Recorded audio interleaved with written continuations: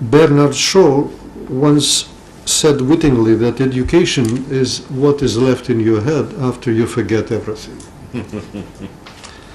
And this is the case. I saw it many times in my experience. This raises the question how we may create a model that will motivate the students to keep as much of what they get and make it useful in their future life. One of the first issues that I wanted to raise is it realistic goal to focus only on higher education? Because in Russia we have a saying.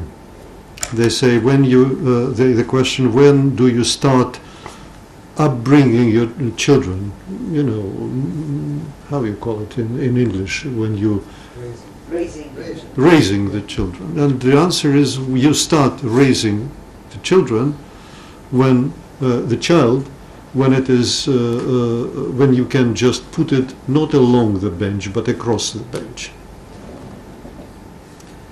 And when we are talking about university and higher education, we are somehow forgetting that usually we get already practically ready-made individual when he or she enters the university with the fixed values reference system and you know, the goals, social goals, individual goals to a certain extent. And that is why one of the reasons why we, I mean, not fail but not very successful, let me say, in higher education, and why it needs to be remodeled today. Besides, each generation, and I'm saying that as a historian, each generation tries to change the world they live in. If you look even, you know, the great Jewish prophets, if you look Jesus Christ, if you look at Buddha, if you look at Mohammed, everybody were trying to change a man, a human being, and through that the world as well. So far, no one has achieved a lot of success. But the problem today is not that the older generation is failing to change the world. The problem is that the younger generation wants to go into a different direction. That they have totally different perspective today of the world, and we should take that definitely into account if we want to succeed a success in what we are doing. Because education should help to map their way, and that's how the education should be, in my assumption, shaped. One of the biggest problems today is dehumanization of life. We are used now to think in terms of having and not being, owning something and not living. We substitute living with owning. And in fact, the world is stuck in the 19th century materialist philosophy. This is one of the biggest problems, and inherently that means that we think that, okay, we may change the institutes and that will help us to change the world and the human being. No. That's why the role of education is so important, because it helps to change the person, the personality. And that's important to start as early as possible, because personality is created not at the university.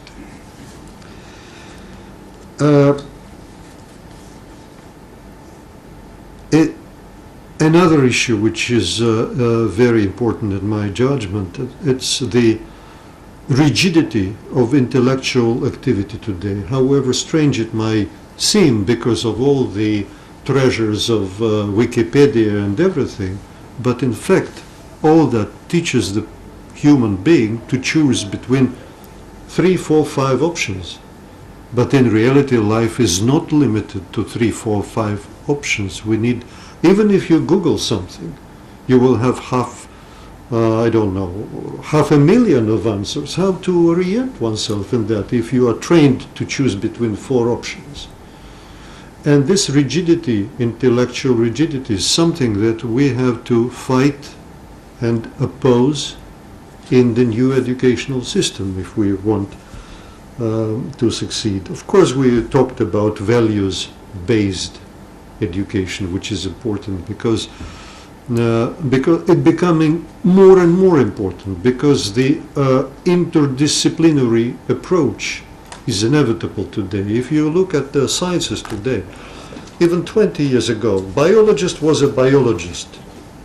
Today, biologist is more like a software engineer now, already is a programmist rather than a biologist, because it's all interconnected.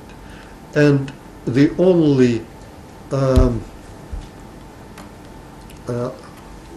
guidance light in that ocean of different opportunities could be provided only by value system.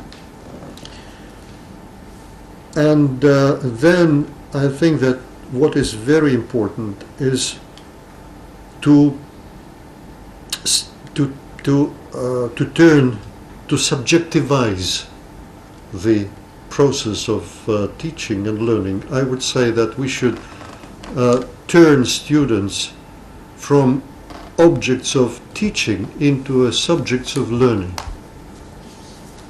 which is extremely, I think, important, because today we have a sort of assembly line in education, and the success of education of a given nation is measured by the number of universities. While we all understand that it is not the quantity of universities but quality of universities which is important. It reminds me at the time of the Soviet Union, at one of the literary meetings, the writers, one of the regional bureaucrats which was responsible for that, he said, before the revolution in Tula, that's one of the cities in Russia, we used to have 1 writer. Now we have 30 in Tula. He didn't mention that this one was Leo Tolstoy. That is the difference. And I think it's a big problem today, because I hope that will be rectified in the future in the new model, because I hope that the students, instead of getting bad courses, I literally mean it, bad courses in not so good universities, will be able to be educated remotely with the best professors, with the best courses, and through the artificial intellect systems. It must become more individualized, because the program for different courses should be flexible and judged upon the success and difficulties of any given student. The next step in education should be taking into account the process of education and how the student responded to that. Finally, I think this morning or afternoon session is the easiest, because we are very good at autopsy of the situation, but we are not so good at biopsy of the situation. We can diagnose what is not working correctly, but the challenge now is to set the framework how to change it in very practical, down-to-earth terms. What is university for? I think the answer is clear: for education. It's a different question which is very important. It's what is education for today? because either we want to train students to be successful within the current system we have in the world, or we want to teach them or to give them the instruments to change the system, or to, at least to search how the future we want can be achieved. Good point. And finally, I wanted to make a point on values, because I see, Winston, your point very clearly, but I think that there is a misunderstanding. We're talking about different values. When I was talking about the children coming to the university already with the values, I meant the underlying values, which are practically there since the early childhood. And in that sense, the system of education deforms or reforms the existing values. And I cannot say whether it's a good or bad impact today. I can tell you that develop empathy is mission impossible in the emotionless world, which is becoming more and more emotionless today. That's why we need to somehow to create conditions with education that the people start to feel the emotions. And I will finalize with just two examples. A couple of years ago I was on Bali, and I had an opportunity. There was a small fisherman's village, and I was talking to a local fisherman. And I can tell you that he could not write, he did not read, but in terms of values, he was much more mature than all of us tourists coming to this place. If I summarize, I can easily summarize what his philosophy: respect yourself, respect the others, don't dodge the responsibility for your action. 3 points, very easy. Our civilization has taught us not to respect yourself because you're ready to bend if you get any profit. I mean general, of course, I'm not meaning anyone. To bend anyway and to step over any moral codes or anything if you will get something in exchange.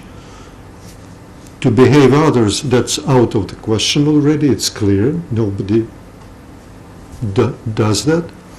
And dodging the responsibility for what we're doing is the main philosophy today. There is even the word, how it is called, the CYA strategy. You know what it means. And it has become, cover your ass. Oh, it's esoteric, yeah. Esoteric. And that means that has become behavioral priority today in the society. That's why I'm saying that talking about values, we cannot, be very expensive. Of course, it's a major achievement, the human rights, universal human rights declaration, and generally the concept of human rights. But when I'm talking about values that are the underlying behavioral drivers of a human being. In Europe, there is now much concern about multiculturalism. Lots of people coming from Arab world, they bring different culture. What did you expect? You expected that coming to the blessed, let me say, developed world, these people, thanks to the benefits of the modern civilization, in 5 years will agree with the homosexual marriages. No, they will never do that because their drivers are much deeper than the completely desecularized Europe today. And that's not is the problem is not the power and aggressive penetration of a different culture, but it's a question of weakness of the European culture today. That's what I thank you.